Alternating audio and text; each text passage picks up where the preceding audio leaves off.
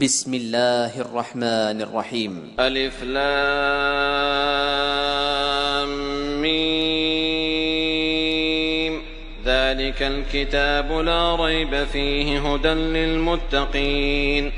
الذين يؤمنون بالغيب ويقيمون الصلاة ومما رزقناهم ينفقون والذين يؤمنون بما أنزل إليك وما أنزل من قبلك وبالآخرة هم يوقنون أولئك على هدى من ربهم وأولئك هم المفلحون إن الذين كفروا سواء عليهم أأنذرتهم أم لم تنذرهم لا يؤمنون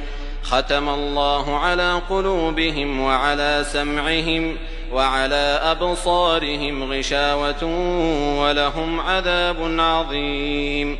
ومن الناس من يقول آمنا بالله وباليوم الآخر وما هم بمؤمنين يخادعون الله والذين آمنوا وما يخدعون إلا أنفسهم وما يشعرون في قلوبهم مرض فزادهم الله مرضا ولهم عذاب أليم بما كانوا يكذبون وإذا قيل لهم لا تفسدوا في الأرض قالوا إنما نحن مصلحون ألا إنهم هم المفسدون ولكن لا يشعرون وإذا قيل لهم آمنوا كما آمن الناس قالوا أنؤمن كما آمن السفهاء ألا إنهم هم السفهاء ولكن لا يعلمون وإذا لقوا الذين آمنوا قالوا آمنا وإذا خلوا إلى شياطينهم قالوا إنا معكم إنما نحن مستهزئون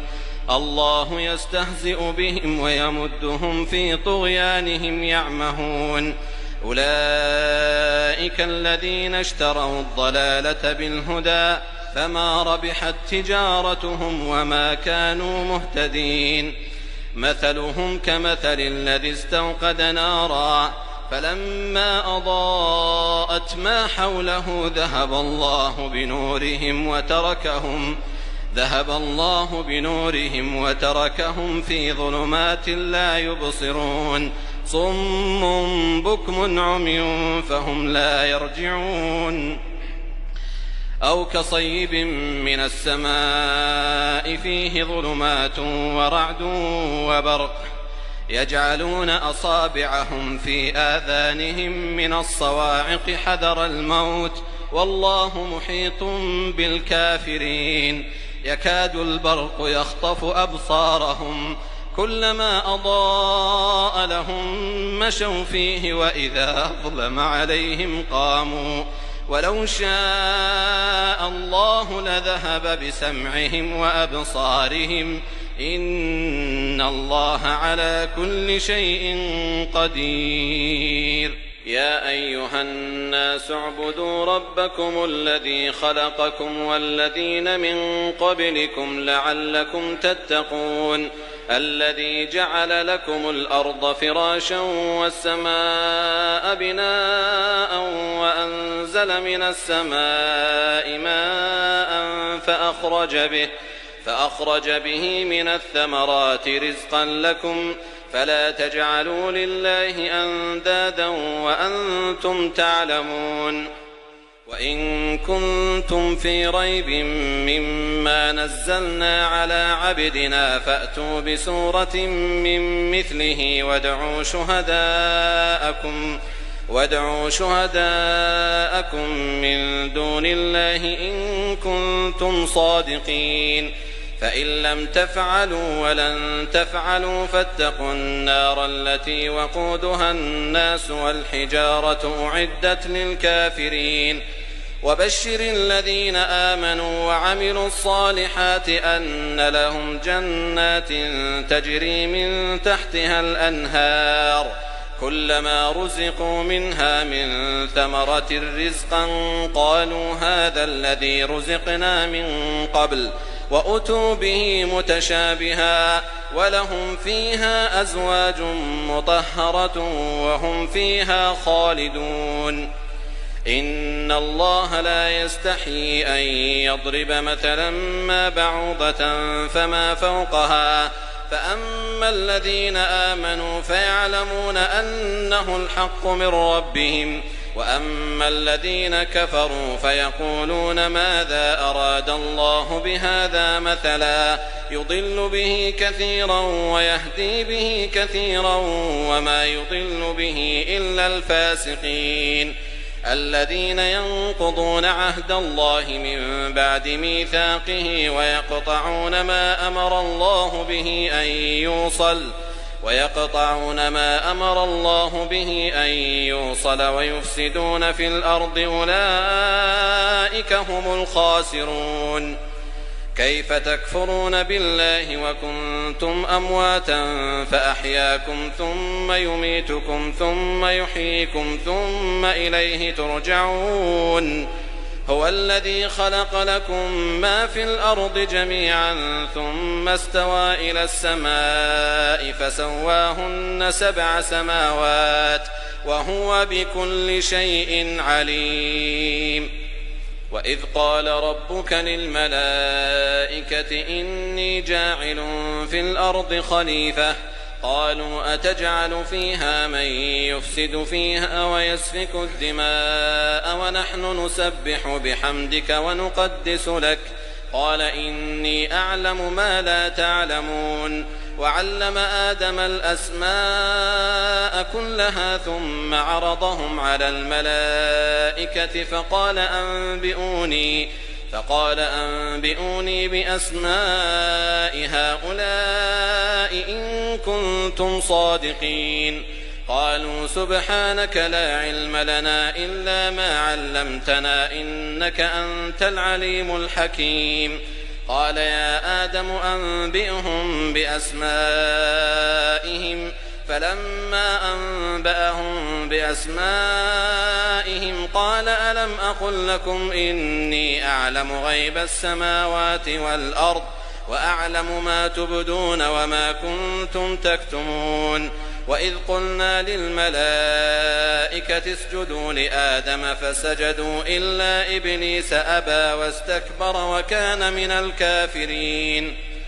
وقلنا يا آدم اسكن أنت وزوجك الجنة وكلا منها رغدا حيث شئتما ولا تقربا هذه الشجرة فتكونا من الظالمين فأزلهما الشيطان عنها فأخرجهما مما كانا فيه وقلنا اهبطوا بعضكم لبعض عدو ولكم في الأرض مستقر ومتاع إلى حين فتلقى آدم من ربه كلمات فتاب عليه إنه هو التواب الرحيم قلنا اهبطوا منها جميعا فإما يأتينكم مني هدى فمن تبع هداي فلا خوف عليهم ولا هم يحزنون والذين كفروا وكذبوا بآياتنا أولئك أصحاب النار هم فيها خالدون يا بني إسرائيل اذكروا نعمتي التي أنعمت عليكم وأوفوا بعهدي أوف بعهدكم وإياي فارهبون وآمنوا بما أنزلت مصدقا لما معكم ولا تكونوا أول كافر به ولا تشتروا بآياتي ثمنا قليلا وإياي فاتقون ولا تلبسوا الحق بالباطل وتكتموا الحق وأنتم تعلمون وأقيموا الصلاة وآتوا الزكاة واركعوا مع الراكعين أتأمرون الناس بالبر وتنسون أنفسكم وأنتم تتلون الكتاب أفلا تعقلون واستعينوا بالصبر والصلاة وإنها لكبيرة إلا على الخاشعين الذين يظنون أنهم ملاقو ربهم وأنهم إليه راجعون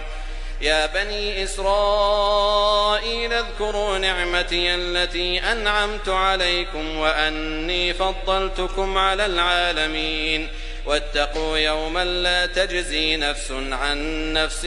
شيئا ولا يقبل منها شفاعة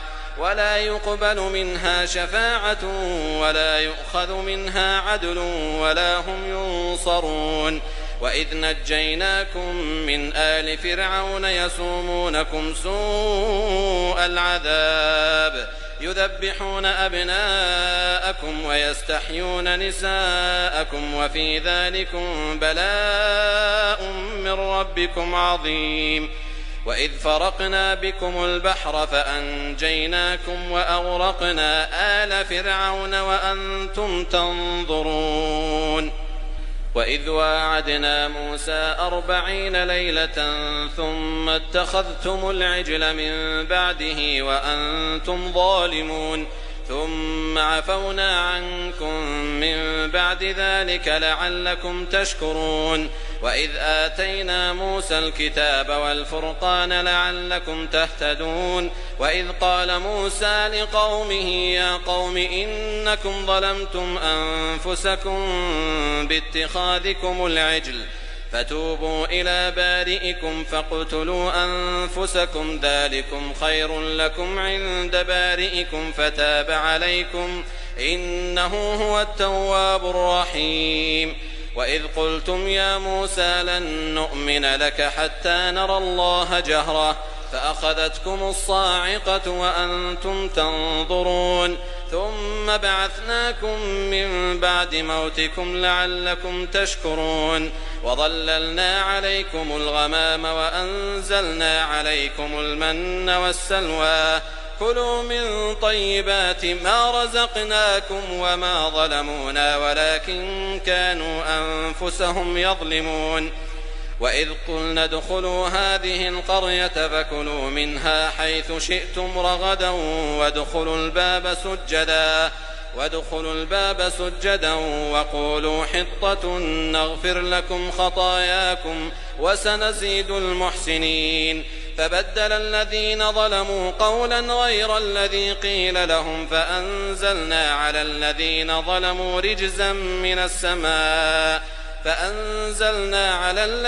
ظلموا رجزا من السماء بما كانوا يفسقون وإذ استسقى موسى لقومه فقلنا اضرب بعصاك الحجر فانفجرت منه 12 عينا قد علم كل أناس مشربهم كلوا واشربوا من رزق الله ولا تعثوا في الأرض مفسدين وإذ قلتم يا موسى لن نصبر على طعام واحد فادع لنا ربك يخرج لنا مما تنبت الأرض من بقلها وقثائها وفومها وعدسها وبصلها قال أتستبدلون الذي هو أدنى بالذي هو خير اهبطوا مصرا فإن لكم ما سألتم وضربت عليهم الذلة والمسكنة وباءوا بغضب من الله ذلك بأنهم كانوا يكفرون بآيات الله ويقتلون النبيين بغير الحق ذلك بما عصوا وكانوا يعتدون إن الذين آمنوا والذين هادوا والنصارى والصابئين من آمن بالله واليوم الآخر وعمل صالحا فلهم أجرهم عند ربهم ولا خوف عليهم ولا هم يحزنون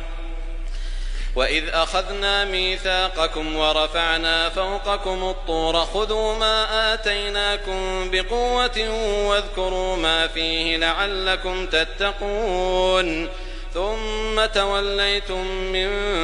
بعد ذلك فلولا فضل الله عليكم ورحمته لكنتم من الخاسرين. ولقد علمتم الذين اعتدوا منكم في السبت فقلنا لهم كونوا قردة خاسئين فجعلناها نكالا لما بين يديها وما خلفها وموعظة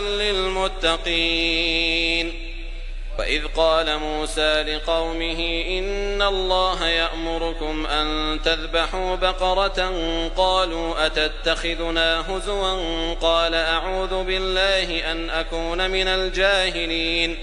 قالوا ادع لنا ربك يبين لنا ما هي قال إنه يقول إنها بقرة لا فارض ولا بكر عوان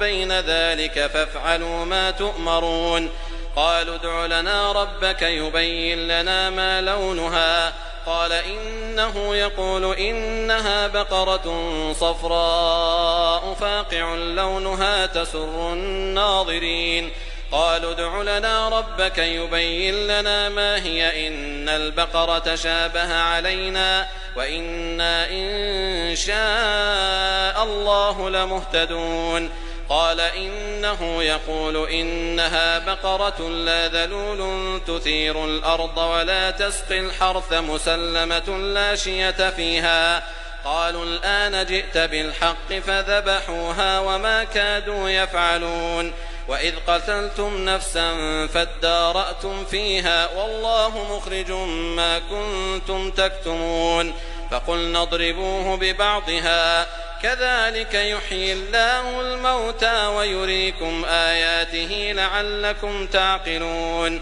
ثم قست قلوبكم من بعد ذلك فهي كالحجارة أو أشد قسوة وإن من الحجارة لما يتفجر منه الأنهار وإن منها لما يشقق فيخرج منه الماء وإن منها لما يهبط من خشية الله وما الله بغافل عما تعملون.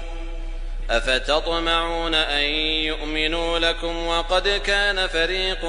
منهم يسمعون كلام الله ثم يحرفونه من بعد ما عقلوه وهم يعلمون. وإذا لقوا الذين آمنوا قالوا آمنا وإذا خلا بعضهم إلى بعض قالوا أتحدثونهم بما فتح الله عليكم ليحاجوكم به عند ربكم أفلا تعقلون. أولا يعلمون أن الله يعلم ما يسرون وما يعلنون. ومنهم أميون لا يعلمون الكتاب إلا أماني وإن هم إلا يظنون. فويل للذين يكتبون الكتاب بأيديهم ثم يقولون هذا من عند الله ليشتروا به ثمنا قليلا فويل لهم مما كتبت أيديهم وويل لهم مما يكسبون. وقالوا لن تمسنا النار إلا أياما معدودة قل أتخذتم عند الله عهدا فلن يخلف الله عهده أم تقولون على الله ما لا تعلمون. بلى من كسب سيئة وأحاطت به خطيئته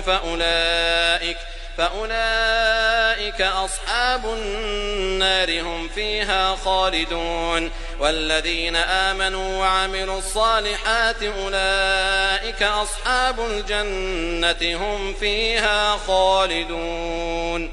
وإذ أخذنا ميثاق بني إسرائيل لا تعبدون إلا الله وبالوالدين إحسانا وذي القربى واليتامى والمساكين وقولوا للناس حسنا وأقيموا الصلاة وآتوا الزكاة ثم توليتم إلا قليلا منكم وأنتم معرضون. وإذ أخذنا ميثاقكم لا تسفكون دماءكم ولا تخرجون أنفسكم من دياركم ثم أقررتم وأنتم تشهدون ثم أنتم هؤلاء تقتلون أنفسكم وتخرجون فريقا منكم من ديارهم تظاهرون عليهم بالإثم والعدوان وإن يأتوكم أسارى تفادوهم وهو محرم عليكم إخراجهم أفتؤمنون ببعض الكتاب وتكفرون ببعض فما جزاء من يفعل ذلك منكم إلا خزي في الحياة الدنيا ويوم القيامة يردون إلى أشد العذاب وما الله بغافل عما تعملون أولئك الذين اشتروا الحياة الدنيا بالآخرة فلا يخفف عنهم العذاب ولا هم ينصرون.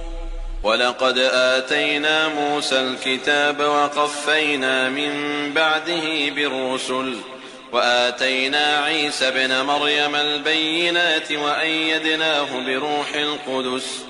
أفكلما جاءكم رسول بما لا تهوى أنفسكم استكبرتم ففريقا كذبتم وفريقا تقتلون وقالوا قلوبنا غلف بل لعنهم الله بكفرهم فقليلا ما يؤمنون ولما جاءهم كتاب من عند الله مصدق لما معهم وكانوا من قبل يستفتحون على الذين كفروا فلما جاءهم ما عرفوا كفروا به فلعنة الله على الكافرين بئس ما اشتروا به أنفسهم أن يكفروا بما أنزل الله بغيا أن ينزل الله من فضله على من يشاء من عباده فباءوا بغضب على غضب وللكافرين عذاب مهين. وإذا قيل لهم آمنوا بما أنزل الله قالوا نؤمن بما أنزل علينا ويكفرون بما وراءه وهو الحق مصدقا لما معهم قل فلم تقتلون أنبياء الله من قبل إن كنتم مؤمنين ولقد جاءكم موسى بالبينات ثم اتخذتم العجل من بعده وأنتم ظالمون وإذ أخذنا ميثاقكم ورفعنا فوقكم الطور خذوا ما آتيناكم بقوة واسمعوا قالوا سمعنا وعصينا وأشربوا في قلوبهم العجل بكفرهم قل بئس ما يأمركم به إيمانكم إن كنتم مؤمنين قل إن كانت لكم الدار الآخرة عند الله خالصة من دون الناس فتمنوا الموت إن كنتم صادقين ولن يتمنوه أبدا بما قدمت أيديهم والله عليم بالظالمين ولتجدنهم أحرص الناس على حياة ومن الذين أشركوا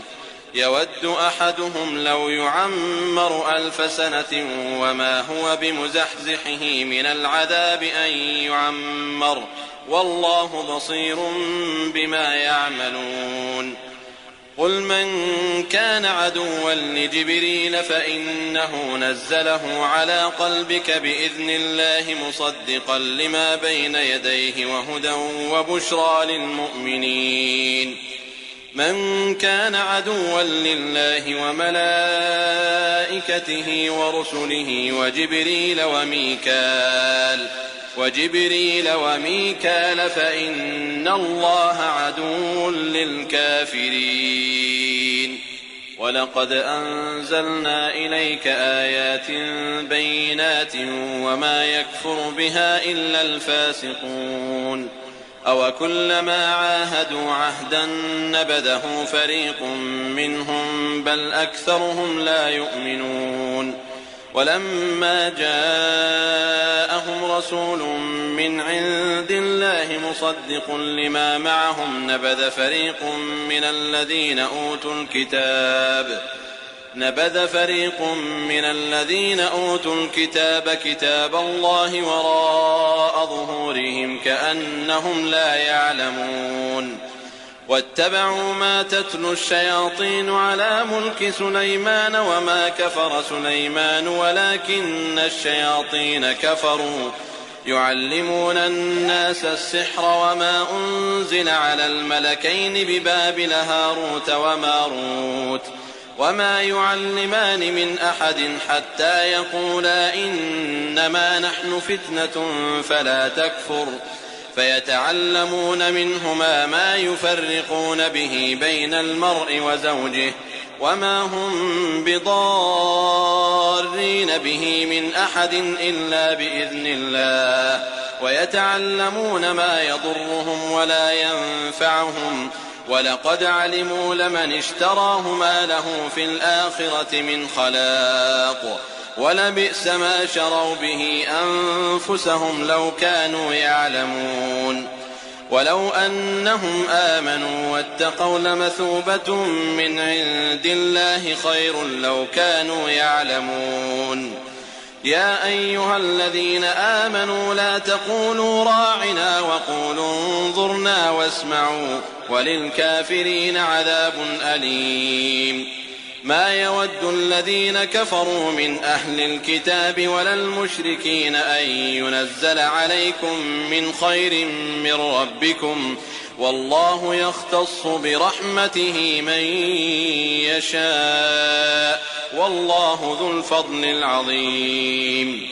ما ننسخ من آية أو ننسها نأت بخير منها أو مثلها ألم تعلم أن الله على كل شيء قدير ألم تعلم أن الله له ملك السماوات والأرض وما لكم من دون الله من ولي ولا نصير أم تريدون أن تسألوا رسولكم كما سئل موسى من قبل ومن يتبدل الكفر بالإيمان فقد ضل سواء السبيل ود كثير من أهل الكتاب لو يردونكم من بعد إيمانكم كفارا حسدا من عند أنفسهم من بعد ما تبين لهم الحق فاعفوا واصفحوا حتى يأتي الله بأمره إن الله على كل شيء قدير وأقيموا الصلاة وآتوا الزكاة وما تقدموا لأنفسكم من خير تجدوه عند الله إن الله بما تعملون بصير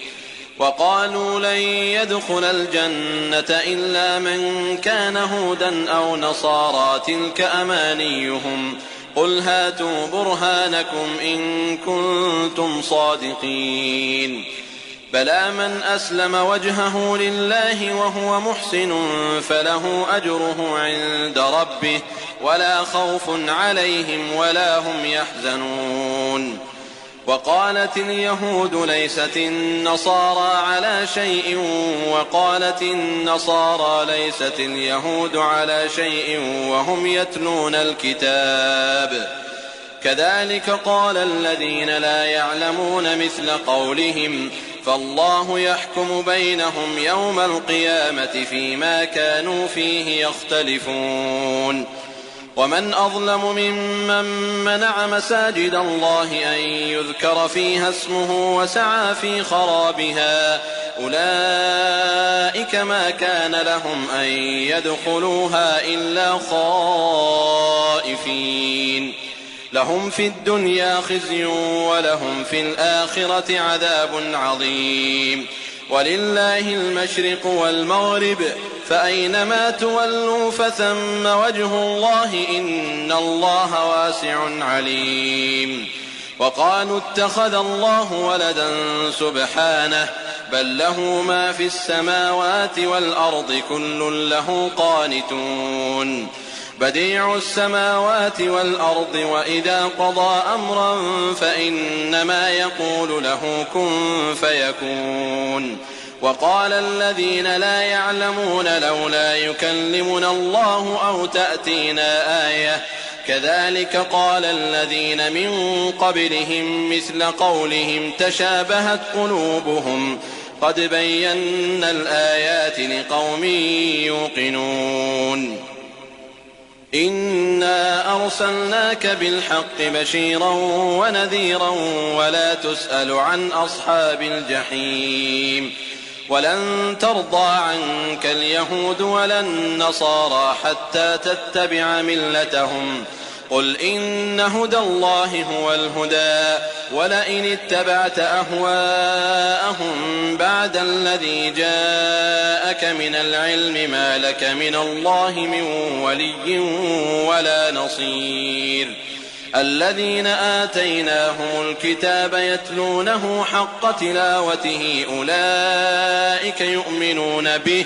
ومن يكفر به فأولئك هم الخاسرون.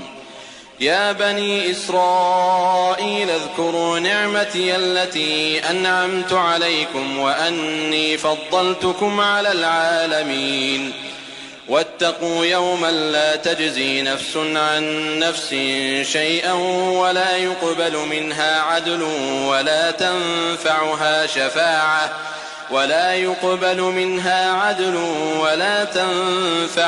شفاعة ولا هم ينصرون. وإذ ابتلى إبراهيم ربه بكلمات فأتمهن قال إني جاعلك للناس إماما قال ومن ذريتي قال لا ينال عهد الظالمين. وإذ جعلنا البيت مثابة للناس وأمنا واتخذوا من مقام إبراهيم مصلى وعهدنا إلى إبراهيم وإسماعيل أن طهرا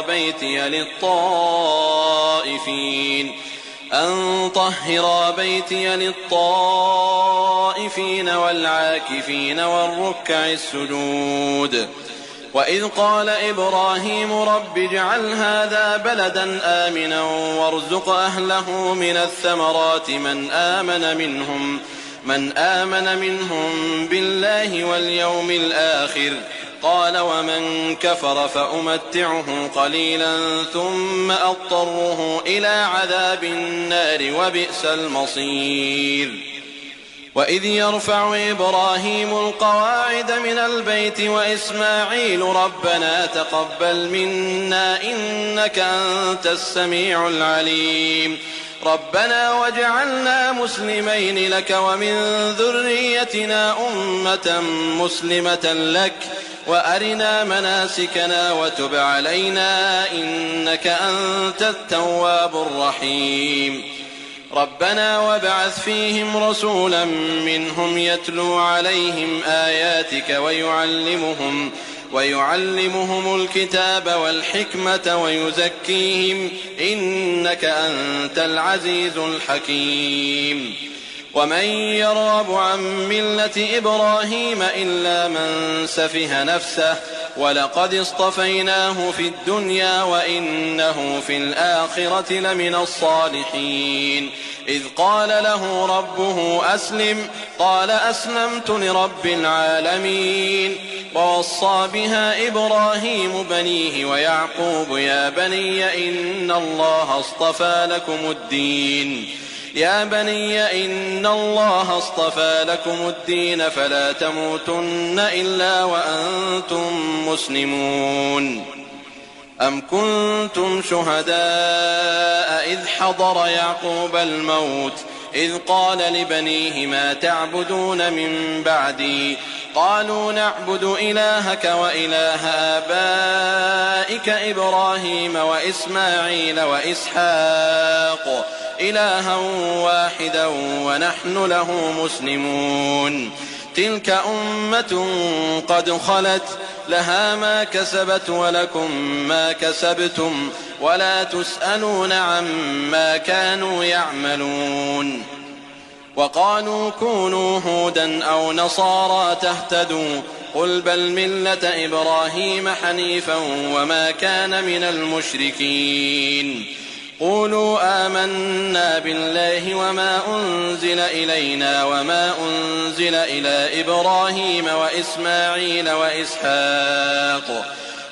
أنزل إلى إبراهيم وإسماعيل وإسحاق ويعقوب والأسباط وما أوتي موسى وعيسى وما أوتي النبيون من ربهم لا نفرق بين أحد منهم ونحن له مسلمون فإن آمنوا بمثل ما آمنتم به فقد اهتدوا وإن تولوا فإنما هم في شقاق فسيكفيكهم الله وهو السميع العليم صبغة الله ومن أحسن من الله صبغة ونحن له عابدون قل أتحاجوننا في الله وهو ربنا وربكم ولنا أعمالنا ولكم أعمالكم ونحن له مخلصون أم تقولون إن إبراهيم وإسماعيل وإسحاق ويعقوب والأسباط كانوا هودا أو نصارى قل أأنتم أعلم أم الله ومن أظلم ممن كتم شهادة عنده من الله وما الله بغافل عما تعملون تلك أمة قد خلت لها ما كسبت ولكم ما كسبتم ولا تسألون عما كانوا يعملون سيقول السفهاء من الناس ما ولاهم عن قبلتهم التي كانوا عليها قل لله المشرق والمغرب يهدي من يشاء إلى صراط مستقيم وكذلك جعلناكم أمة وسطا لتكونوا شهداء على الناس ويكون الرسول عليكم شهيدا وما جعلنا القبلة التي كنت عليها إلا لنعلم من يتبع الرسول ممن ينقلب على عقبيه وإن كانت لكبيرة إلا على الذين هدى الله وما كان الله ليضيع إيمانكم إن الله بالناس لرءوف رحيم قد نرى تقلب وجهك في السماء فلنولينك قبلة ترضاها فول وجهك شطر المسجد الحرام وحيث ما كنتم فولوا وجوهكم شطره وإن الذين أوتوا الكتاب ليعلمون أنه الحق من ربهم وما الله بغافل عما يعملون ولئن أتيت الذين أوتوا الكتاب بكل آية ما تبعوا قبلتك وما أنت بتابع قبلتهم وما بعضهم بتابع قبلة بعض ولئن اتبعت أهواءهم من بعد ما جاءك من العلم إنك إذا لمن الظالمين الذين آتيناهم الكتاب يعرفونه كما يعرفون أبناءهم وإن فريقا منهم ليكتمون الحق وهم يعلمون الحق من ربك فلا تكونن من الممترين ولكل وجهة هو موليها فاستبقوا الخيرات أينما تكونوا يأت بكم الله جميعا إن الله على كل شيء قدير ومن حيث خرجت فول وجهك شطر المسجد الحرام وإنه للحق من ربك وما الله بغافل عما تعملون. ومن حيث خرجت فول وجهك شطر المسجد الحرام وحيث ما كنتم فولوا وجوهكم شطره لئلا يكون للناس عليكم حجة إلا الذين ظلموا منهم فلا تخشوهم واخشوني ولأتم نعمتي عليكم ولعلكم تهتدون. كما أرسلنا فيكم رسولا منكم يتلو عليكم آياتنا ويزكيكم ويعلمكم الكتاب والحكمة ويعلمكم ما لم تكونوا تعلمون. فاذكروني أذكركم واشكروا لي ولا تكفرون. يا أيها الذين آمنوا استعينوا بالصبر والصلاة إن الله مع الصابرين. ولا تقولوا لمن يقتل في سبيل الله أموات بل أحياء ولكن لا تشعرون. ولنبلونكم بشيء من الخوف والجوع ونقص من الأموال والأنفس والثمرات وبشر الصابرين الذين إذا أصابتهم مصيبة قالوا إنا لله وإنا إليه راجعون. أولئك عليهم صلوات من ربهم ورحمة وأولئك هم المهتدون. إن الصفا والمروة من شعائر الله فمن حج البيت أو اعتمر فلا جناح عليه أن يطوف بهما ومن تطوع خيرا فإن الله شاكر عليم. إن الذين يكتمون ما أنزلنا من البينات والهدى من بعد ما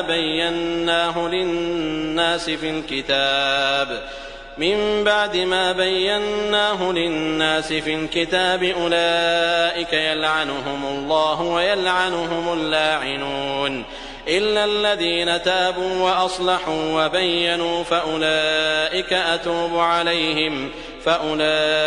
أتوب عليهم وأنا التواب الرحيم.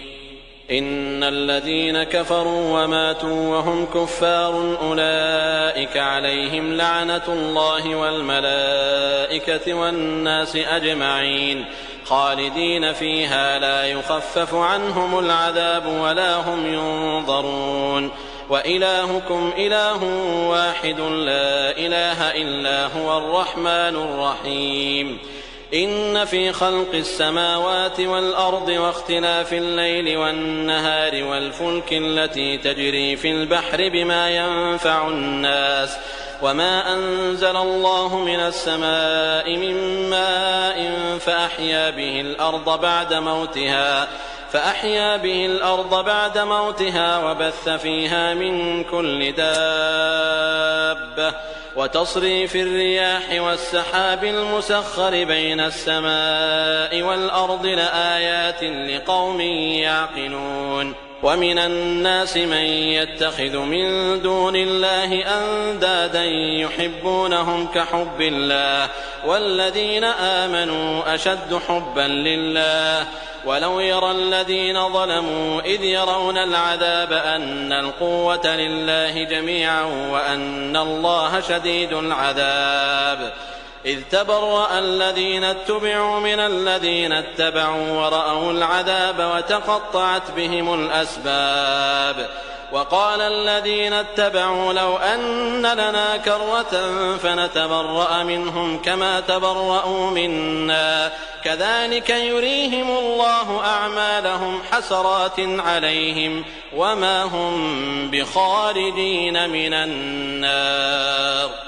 يا أيها الناس كلوا مما في الأرض حلالا طيبا ولا تتبعوا خطوات الشيطان إنه لكم عدو مبين. إنما يأمركم بالسوء والفحشاء وأن تقولوا على الله ما لا تعلمون. وإذا قيل لهم اتبعوا ما أنزل الله قالوا بل نتبع ما ألفينا عليه آباءنا أولو كان آباؤهم لا يعقلون شيئا ولا يهتدون ومثل الذين كفروا كمثل الذي ينعق بما لا يسمع إلا دعاء ونداء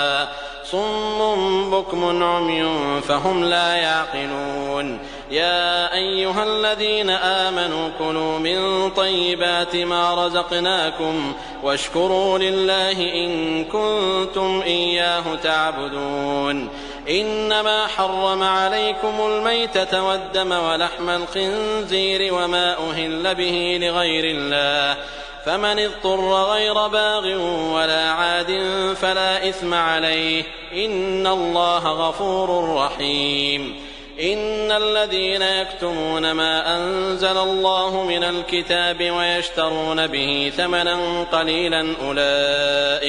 أولئك ما يأكلون في بطونهم إلا النار ولا يكلمهم الله يوم القيامة ولا يزكيهم ولهم عذاب أليم أولئك الذين اشتروا الضلالة بالهدى والعذاب بالمغفرة فما أصبرهم على النار ذلك بأن الله نزل الكتاب بالحق وإن الذين اختلفوا في الكتاب لفي شقاق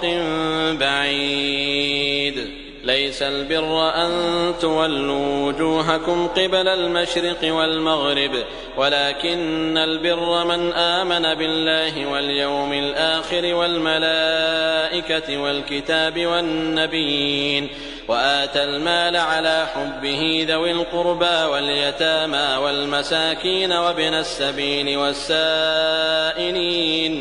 والسائلين وفي الرقاب وأقام الصلاة وآتى الزكاة والموفون بعهدهم إذا عاهدوا والصابرين في البأساء والضراء وحين البأس أولئك الذين صدقوا وأولئك هم المتقون يا أيها الذين آمنوا كتب عليكم القصاص في القتلى الحر بالحر والعبد بالعبد والأنثى بالأنثى فمن عفي له من أخيه شيء فاتباع بالمعروف وأداء إليه بإحسان ذلك تخفيف من ربكم ورحمة فمن اعتدى بعد ذلك فله عذاب أليم ولكم في القصاص حياة يا أولي الألباب لعلكم تتقون كتب عليكم إذا حضر أحدكم الموت إن ترك خيرا الوصية للوالدين والأقربين بالمعروف حقا على المتقين فمن بدله بعدما سمعه فإنما إثمه على الذين يبدلونه إن الله سميع عليم فمن خاف من موص جنفا أو إثما فأصلح بينهم فلا إثم عليه إن الله غفور رحيم يا أيها الذين آمنوا كتب عليكم الصيام كما كتب على الذين من قبلكم لعلكم تتقون أياما معدودات فمن كان منكم مريضا أو على سفر فعدة من أيام أخر وعلى الذين يطيقونه فدية طعام مسكين فمن تطوع خيرا فهو خير له وأن تصوموا خير لكم إن كنتم تعلمون شهر رمضان الذي أنزل فيه القرآن هدى للناس وبينات من الهدى والفرقان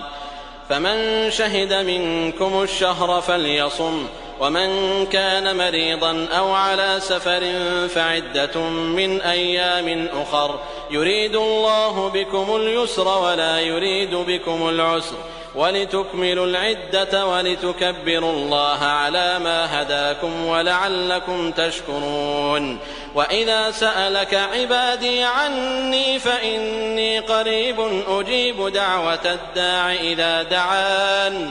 فليستجيبوا لي وليؤمنوا بي لعلهم يرشدون. أحل لكم ليلة الصيام الرفث إلى نسائكم هن لباس لكم وأنتم لباس لهن علم الله أنكم كنتم تختانون أنفسكم فتاب عليكم وعفى عنكم فالآن باشروهن وابتغوا ما كتب الله لكم وكلوا واشربوا حتى يتبين لكم الخيط الأبيض من الخيط الأسود من الفجر ثم أتموا الصيام إلى الليل ولا تباشروهن وأنتم عاكفون في المساجد تلك حدود الله فلا تقربوها كذلك يبين الله آياته للناس لعلهم يتقون. ولا تأكلوا أموالكم بينكم بالباطل وتدلوا بها إلى الحكام لتأكلوا فريقا من أموال الناس بالإثم وأنتم تعلمون. يسألونك عن الأهلة قل هي مواقيت للناس والحج وليس البر بأن تأتوا البيوت من ظهورها ولكن البر من اتقى وأتوا البيوت من أبوابها واتقوا الله لعلكم تفلحون. وقاتلوا في سبيل الله الذين يقاتلونكم ولا تعتدوا إن الله لا يحب المعتدين. واقتلوهم حيث ثقفتموهم وأخرجوهم من حيث أخرجوكم والفتنة أشد من القتل ولا تقاتلوهم عند المسجد الحرام حتى يقاتلوكم فيه فإن قاتلوكم فاقتلوهم كذلك جزاء الكافرين فإن انتهوا فإن الله غفور رحيم. وقاتلوهم حتى لا تكون فتنة ويكون الدين لله فإن انتهوا فلا عدوان إلا على الظالمين. الشهر الحرام بالشهر الحرام والحرمات قصاص فمن اعتدى عليكم فاعتدوا عليه بمثل ما اعتدى عليكم واتقوا الله واعلموا أن الله مع المتقين. وأنفقوا في سبيل الله ولا تلقوا بأيديكم إلى التهلكة وأحسنوا إن الله يحب المحسنين. وأتموا الحج والعمرة لله فإن أحصرتم فما استيسر من الهدي ولا تحلقوا رؤوسكم حتى يبلغ الهدي محله فمن كان منكم مريضا أو به أذى من رأسه ففدية من صيام أو صدقة أو نسك فإذا أمنتم فمن تمتع بالعمرة إلى الحج فما استيسر من الهدي فمن لم يجد فصيام 3 أيام في الحج و7 إذا رجعتم تلك 10 كاملة ذلك لمن لم يكن أهله حاضر المسجد الحرام واتقوا الله واعلموا أن الله شديد العقاب. الحج أشهر معلومات فمن فرض فيهن الحج فلا رفث ولا فسوق ولا جدال في الحج وما تفعلوا من خير يعلمه الله وتزودوا فإن خير الزاد التقوى واتقون يا أولي الألباب. ليس عليكم جناح أن تبتغوا فضلا من ربكم فإذا أفضتم من عرفات فاذكروا الله عند المشعر الحرام واذكروه كما هداكم وإن كنتم من قبله لمن الضالين ثم أفيضوا من حيث أفاض الناس واستغفروا الله إن الله غفور رحيم. فإذا قضيتم مناسككم فاذكروا الله كذكركم آباءكم أو أشد ذكرا فمن الناس من يقول ربنا آتنا في الدنيا وما له في الآخرة من خلاق ومنهم من يقول ربنا آتنا في الدنيا حسنة وفي الآخرة حسنة وقنا عذاب النار أولئك لهم نصيب مما كسبوا والله سريع الحساب واذكروا الله في أيام معدودات فمن تعجل في يومين فلا إثم عليه ومن تأخر فلا إثم عليه لمن اتقى واتقوا الله واعلموا أنكم إليه تحشرون ومن الناس من يعجبك قوله في الحياة الدنيا ويشهد الله على ما في قلبه وهو ألد الخصام وإذا تولى سعى في الأرض ليفسد فيها ويهلك الحرث والنسل والله لا يحب الفساد وإذا قيل له اتق الله أخذته العزة بالإثم فحسبه جهنم ولبئس المهاد ومن الناس من يشري نفسه ابتغاء مرضات الله والله رؤوف بالعباد يا أيها الذين آمنوا ادخلوا في السلم كافة ولا تتبعوا خطوات الشيطان إنه لكم عدو مبين فإن زللتم من بعد ما جاءتكم البينات فاعلموا أن الله عزيز حكيم هل ينظرون إلا أن يأتيهم الله في ظلل من الغمام والملائكة وقضي الأمر وإلى الله ترجع الأمور سل بني إسرائيل كم آتيناهم من آية بينة ومن يبدل نعمة الله من بعد ما جاءته فإن الله شديد العقاب زين للذين كفروا الحياة الدنيا ويسخرون من الذين آمنوا والذين اتقوا فوقهم يوم القيامة والله يرزق من يشاء بغير حساب كان الناس أمة واحدة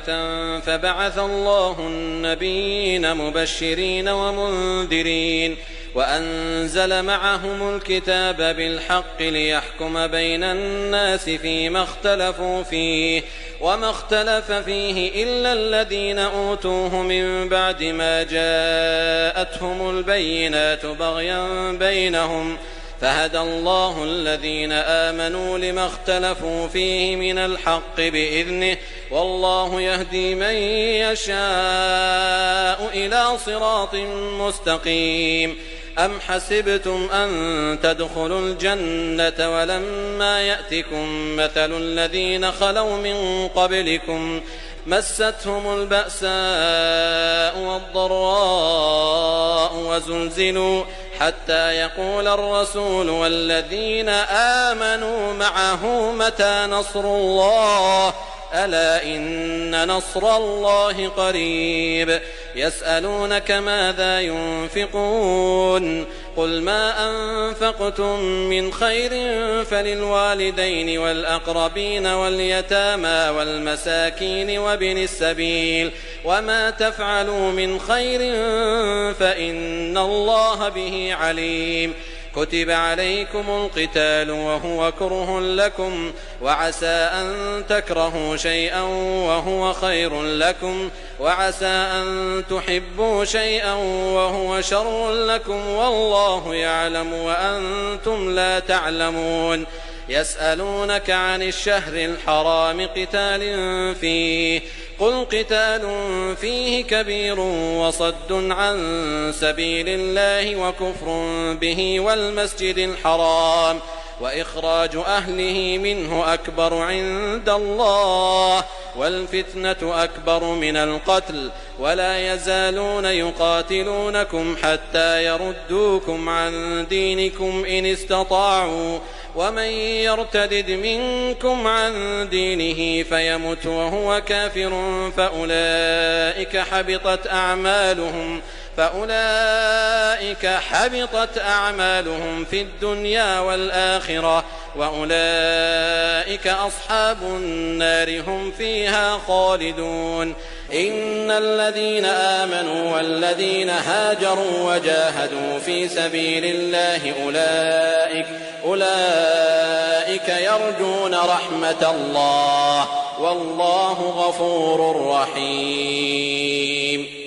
يسألونك عن الخمر والميسر قل فيهما إثم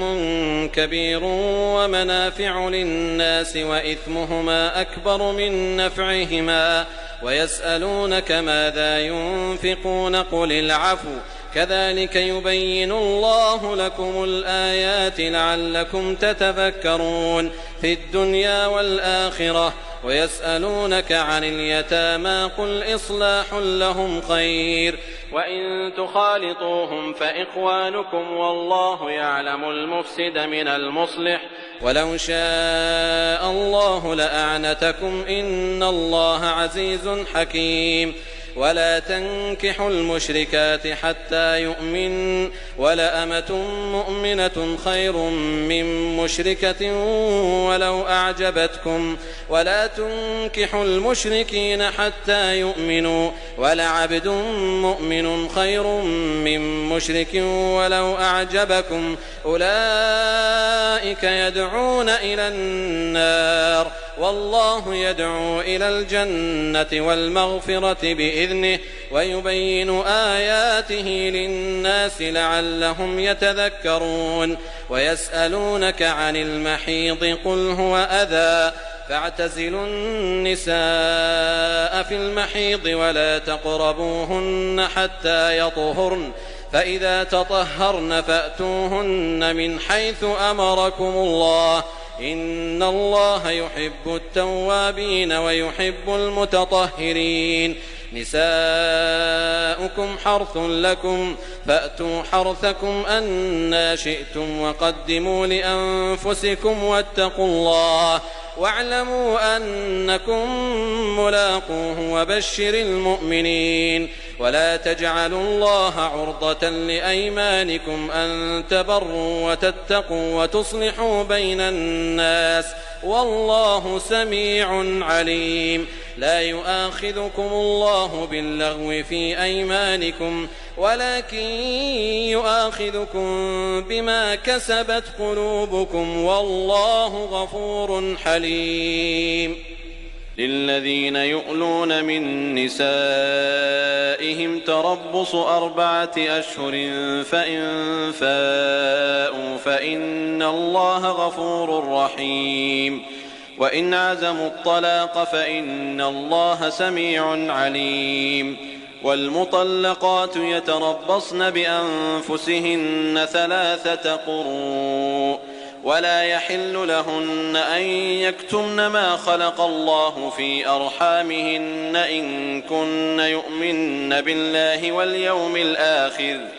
وبعولتهن أحق بردهن في ذلك إن أرادوا إصلاحا ولهن مثل الذي عليهن بالمعروف وللرجال عليهن درجة والله عزيز حكيم. الطلاق 2 فإمساك بمعروف أو تسريح بإحسان. ولا يحل لكم أن تأخذوا مما آتيتموهن شيئا إلا أن يخافا ألا يقيما حدود الله فإن خفتم ألا يقيما حدود الله فلا جناح عليهما فيما افتدت به تلك حدود الله فلا تعتدوها ومن يتعد حدود الله فأولئك هم الظالمون. فإن طلقها فلا تحل له من بعد حتى تنكح زوجا غيره فإن طلقها فلا جناح عليهما أن يتراجعا إن ظنا أن يقيما حدود الله وتلك حدود الله يبينها لقوم يعلمون.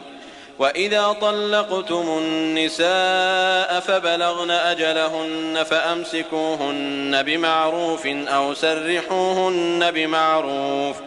ولا تمسكوهن ضرارا لتعتدوا ومن يفعل ذلك فقد ظلم نفسه ولا تتخذوا آيات الله هزوا واذكروا نعمة الله عليكم وما أنزل عليكم من الكتاب والحكمة يعظكم به واتقوا الله واعلموا أن الله بكل شيء عليم. وإذا طلقتم النساء فبلغن أجلهن فلا تعضلوهن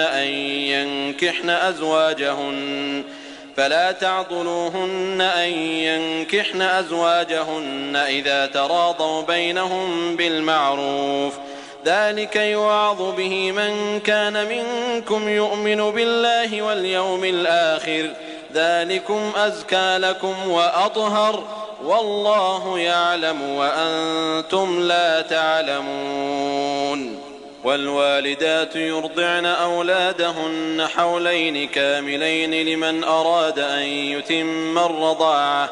وعلى المولود له رزقهن وكسوتهن بالمعروف لا تكلف نفس إلا وسعها لا تضار والدة بولدها ولا مولود له بولده وعلى الوارث مثل ذلك فإن أرادا فصالا عن تراض منهما وتشاور فلا جناح عليهما وإن أردتم أن تسترضعوا أولادكم فلا جناح عليكم إذا سلمتم ما آتيتم بالمعروف واتقوا الله واعلموا أن الله بما تعملون بصير. والذين يتوفون منكم ويذرون أزواجا يتربصن بأنفسهن 4 أشهر وعشرا فإذا بلغن أجلهن فلا جناح عليكم فيما فعلن في أنفسهن بالمعروف والله بما تعملون خبير. ولا جناح عليكم فيما عرضتم به من خطبة النساء أو أكننتم في أنفسكم علم الله أنكم ستذكرونهن ولكن لا تواعدوهن سرا إلا أن تقولوا قولا معروفا ولا تعزموا عقدة النكاح حتى يبلغ الكتاب أجله واعلموا أن الله يعلم ما في أنفسكم فاحذروه واعلموا أن الله غفور حليم. لا جناح عليكم إن طلقتم النساء ما لم تمسوهن أو تفرضوا لهن فريضة ومتعوهن على الموسع قدره وعلى المقتر قدره متاعا بالمعروف حقا على المحسنين. وإن طلقتموهن من قبل أن تمسوهن وقد فرضتم لهن فريضة فنصف ما فرضتم إلا أن يعفون أو يعفو الذي بيده عقدة النكاح وأن تعفوا أقرب للتقوى ولا تنسوا الفضل بينكم إن الله بما تعملون بصير.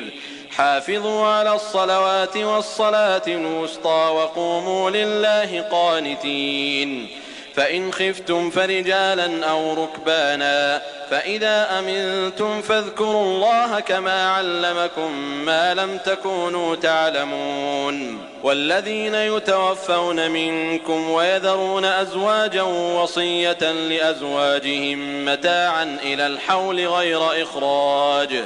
فإن خرجن فلا جناح عليكم فيما فعلن في أنفسهن من معروف والله عزيز حكيم. وللمطلقات متاع بالمعروف حقا على المتقين كذلك يبين الله لكم آياته لعلكم تعقلون. ألم تر إلى الذين خرجوا من ديارهم وهم ألوف حذر الموت فقال لهم الله موتوا فقال لهم الله موتوا ثم أحياهم إن الله لذو فضل على الناس ولكن أكثر الناس لا يشكرون وقاتلوا في سبيل الله واعلموا أن الله سميع عليم من ذا الذي يقرض الله قرضا حسنا فيضاعفه له أضعافا كثيرة والله يقبض ويبسط وإليه ترجعون ألم تر إلى الملأ من بني إسرائيل من بعد موسى إذ قالوا لنبي لهم ابعث لنا ملكا نقاتل في سبيل الله قال هل عسيتم إن كتب عليكم القتال ألا تقاتلوا قالوا وما لنا ألا نقاتل في سبيل الله وقد أخرجنا من ديارنا وأبنائنا فلما كتب عليهم القتال تولوا إلا قليلا منهم والله عليم بالظالمين وقال لهم نبيهم إن الله قد بعث لكم طالوت ملكا قالوا أنى يكون له الملك علينا ونحن أحق بالملك منه ولم يؤت سعة من المال قال إن الله اصطفاه عليكم وزاده بسطة في العلم والجسم والله يؤتي ملكه من يشاء والله واسع عليم وقال لهم نبيهم إن آية ملكه أن يأتيكم التابوت فيه سكينة من ربكم وبقية مما ترك آل موسى وآل هارون تحمله الملائكة إن في ذلك لآية لكم إن كنتم مؤمنين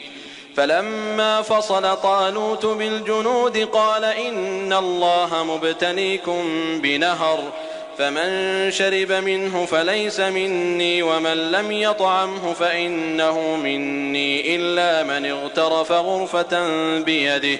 فشربوا منه إلا قليلا منهم فلما جاوزه هو والذين آمنوا معه قالوا لا طاقة لنا اليوم بجالوت وجنوده قال الذين يظنون أنهم ملاقوا الله كم من فئة قليلة غلبت فئة كثيرة بإذن الله والله مع الصابرين ولما برزوا لجالوت وجنوده قالوا ربنا أفرغ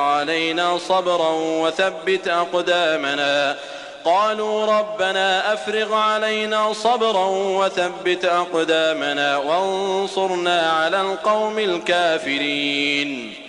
فهزموهم بإذن الله وقتل داود جالوت وآتاه الله الملك والحكمة وعلمه مما يشاء ولولا دفع الله الناس بعضهم ببعض لفسدت الأرض ولكن الله ذو فضل على العالمين تلك آيات الله نتلوها عليك بالحق وإنك لمن المرسلين تلك الرسل فضلنا بعضهم على بعض منهم من كلم الله ورفع بعضهم درجات وآتينا عيسى ابن مريم البينات وأيدناه بروح القدس ولو شاء الله ما اقتتل الذين من بعدهم من بعد ما جاءتهم البينات ولكن اختلفوا فمنهم من آمن ومنهم من كفر ولو شاء الله ما اقتتلوا ولكن الله يفعل ما يريد يا أيها الذين آمنوا أنفقوا مما رزقناكم من قبل أن يأتي يوم لا بيع فيه ولا خلة ولا شفاعة والكافرون هم الظالمون. الله لا إله إلا هو الحي القيوم لا تأخذه سنة ولا نوم له ما في السماوات وما في الأرض من ذا الذي يشفع عنده إلا بإذنه يعلم ما بين أيديهم وما خلفهم ولا يحيطون بشيء من علمه إلا بما شاء وسع كرسيه السماوات والأرض ولا يؤوده حفظهما وهو العلي العظيم. لا إكراه في الدين قد تبين الرشد من الغي فمن يكفر بالطاغوت ويؤمن بالله فقد استمسك بالعروة الوثقى لا انفصام لها والله سميع عليم. الله ولي الذين آمنوا يخرجهم من الظلمات إلى النور والذين كفروا أولياؤهم الطاغوت يخرجونهم من النور إلى الظلمات أولئك أصحاب النار هم فيها خالدون. ألم تر إلى الذي حاج إبراهيم في ربه أن آتاه الله الملك إذ قال إبراهيم ربي الذي يحيي ويميت قال أنا أحيي وأميت قال إبراهيم فإن الله يأتي بالشمس من المشرق فأت بها من المغرب فبهت الذي كفر والله لا يهدي القوم الظالمين. أو كالذي مر على قرية وهي خاوية على عروشها قال أنى يحيي هذه الله بعد موتها فأماته الله 100 عام ثم بعثه قال كم لبثت قال لبثت يوما أو بعض يوم قال بل لبثت 100 عام فانظر إلى طعامك وشرابك لم يتسنه وانظر إلى حمارك ولنجعلك آية للناس وانظر إلى العظام كيف ننشزها ثم نكسوها لحما فلما تبين له قال أعلم أن الله على كل شيء قدير. وإذ قال إبراهيم رب أرني كيف تحيي الموتى قال أولم تؤمن قال بلى ولكن ليطمئن قلبي قال فخذ 4 من الطير فصرهن إليك ثم اجعل على كل جبل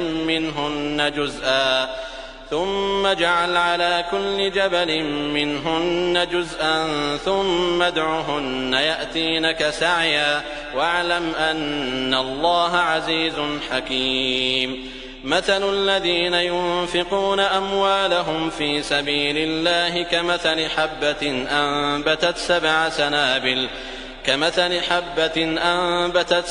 سنابل في كل سنبلة 100 حبة والله يضاعف لمن يشاء والله واسع عليم. الذين ينفقون أموالهم في سبيل الله ثم لا يتبعون ما أنفقوا منا ولا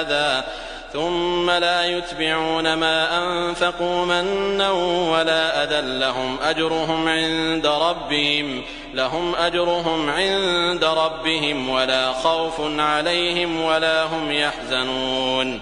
قول معروف ومغفرة خير من صدقة يتبعها أذى والله غني حليم. يا أيها الذين آمنوا لا تبطلوا صدقاتكم بالمن والأذى كالذي ينفق ماله رئاء الناس كالذي ينفق ماله رئاء الناس ولا يؤمن بالله واليوم الآخر فمثله كمثل صفوان عليه تراب فأصابه وابل فتركه صلدا لا يقدرون على شيء مما كسبوا والله لا يهدي القوم الكافرين. ومثل الذين ينفقون أموالهم ابتغاء مرضات الله وتثبيتا من أنفسهم كمثل جنة بربوة أصابها وابل فآتت أكلها ضعفين فإن لم يصبها وابل فطل والله بما تعملون بصير. أيود أحدكم أن تكون له جنة من نخيل وأعناب تجري من تحتها الأنهار له فيها من كل الثمرات وأصابه الكبر وله ذرية ضعفاء فأصابها إعصار فيه نار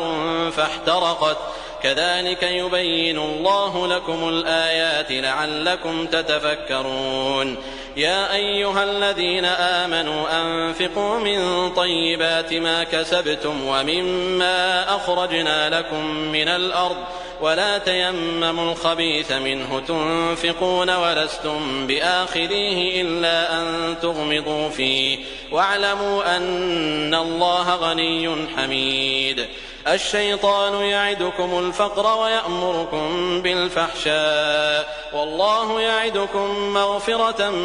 منه وفضلا والله واسع عليم. يؤتي الحكمة من يشاء ومن يؤت الحكمة فقد أوتي خيرا كثيرا وما يذكر إلا أولو الألباب. وما أنفقتم من نفقة أو نذرتم من نذر فإن الله يعلمه وما للظالمين من أنصار. إن تبدوا الصدقات فنعما هي وإن تخفوها وتؤتوها الفقراء فهو خير لكم ويكفر عنكم من سيئاتكم والله بما تعملون خبير. ليس عليك هداهم ولكن الله يهدي من يشاء وما تنفقوا من خير فلأنفسكم وما تنفقون إلا ابتغاء وجه الله وما تنفقوا من خير يوفى إليكم وأنتم لا تظلمون. للفقراء الذين أحصروا في سبيل الله لا يستطيعون ضربا في الأرض يحسبهم الجاهل أغنياء من التعفف تعرفهم بسيماهم لا يسألون الناس إلحافا وما تنفقوا من خير فإن الله به عليم. الذين ينفقون أموالهم بالليل والنهار سرا وعلانية فلهم أجرهم عند ربهم ولا خوف عليهم ولا هم يحزنون. الذين يأكلون الربا لا يقومون إلا كما يقوم الذي يتخبطه الشيطان من المس ذلك بأنهم قالوا إنما البيع مثل الربا وأحل الله البيع وحرم الربا فمن جاءه موعظة من ربه فانتهى فله ما سلف وأمره إلى الله ومن عاد فأولئك أصحاب النار هم فيها خالدون. يمحق الله الربا ويربي الصدقات والله لا يحب كل كفار أثيم. إن الذين آمنوا وعملوا الصالحات وأقاموا الصلاة وآتوا الزكاة لهم أجرهم عند ربهم ولا خوف عليهم ولا هم يحزنون. يا أيها الذين آمنوا اتقوا الله وذروا ما بقي من الربا إن كنتم مؤمنين فإن لم تفعلوا فأذنوا بحرب من الله ورسوله وإن تبتم فلكم رؤوس أموالكم لا تظلمون ولا تظلمون وإن كان ذو عسرة فنظرة إلى ميسرة وأن تصدقوا خير لكم إن كنتم تعلمون واتقوا يوما ترجعون فيه إلى الله ثم توفى كل نفس ما كسبت وهم لا يظلمون. يا أيها الذين آمنوا إذا تداينتم بدين إلى أجل مسمى فاكتبوه وليكتب بينكم كاتب بالعدل ولا يأب كاتب أن يكتب كما علمه الله فليكتب وليملل الذي عليه الحق وليتق الله ربه ولا يبخس منه شيئا فإن كان الذي عليه الحق سفيها أو ضعيفا أو لا يستطيع أن يمل هو فليملل وليه بالعدل واستشهدوا شهيدين من رجالكم فإن لم يكونا رجلين فرجل وامرأتان ممن ترضون من الشهداء أن تضل إحداهما فتذكر إحداهما الأخرى ولا يأبى الشهداء إذا ما دعوا ولا تسأموا أن تكتبوه صغيرا أو كبيرا إلى أجله ذلكم أقسط عند الله وأقوم للشهادة وأدنى ألا ترتابوا إلا أن تكون تجارة حاضرة تديرونها بينكم فليس عليكم جناح ألا تكتبوها وأشهدوا إذا تبايعتم ولا يضار كاتب ولا شهيد وإن تفعلوا فإنه فسوق بكم واتقوا الله ويعلمكم الله والله بكل شيء عليم. وإن كنتم على سفر ولم تجدوا كاتبا فرهان مقبوضة فإن أمن بعضكم بعضا فليؤد الذي اؤتمن أمانته وليتق الله ربه ولا تكتموا الشهادة ومن يكتمها فإنه آثم قلبه والله بما تعملون عليم. لله ما في السماوات وما في الأرض وإن تبدوا ما في أنفسكم أو تخفوه يحاسبكم به الله فيغفر لمن يشاء ويعذب من يشاء والله على كل شيء قدير. آمن الرسول بما أنزل إليه من ربه والمؤمنون كل آمن بالله وملائكته وكتبه ورسله لا نفرق بين أحد من رسله وقالوا سمعنا وأطعنا غفرانك ربنا وإليك المصير. لا يكلف الله نفسا إلا وسعها لها ما كسبت وعليها ما اكتسبت ربنا لا تؤاخذنا إن نسينا أو أخطأنا ربنا ولا تحمل علينا إصرا كما حملته على الذين من قبلنا ربنا ولا تحملنا ما لا طاقة لنا به واعف عنا واغفر لنا وارحمنا أنت مولانا فانصرنا على القوم الكافرين.